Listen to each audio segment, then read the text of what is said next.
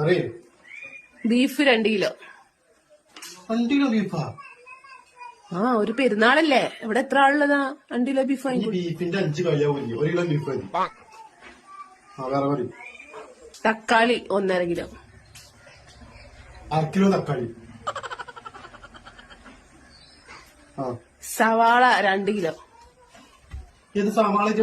സവാള പിന്നെ വേണ്ടേന്ന്, ബീഫ് ഉണ്ടാക്കണമെങ്കിൽ സവാള വേണ്ടേ? 1 കിലോ സവാള. 1 കിലോ. ഞാൻ പയർ 1 കിലോ. 1/2 കിലോ പയർ. കുറച്ച് ഇഞ്ചി, കുറച്ച് വെളുത്തുള്ളി.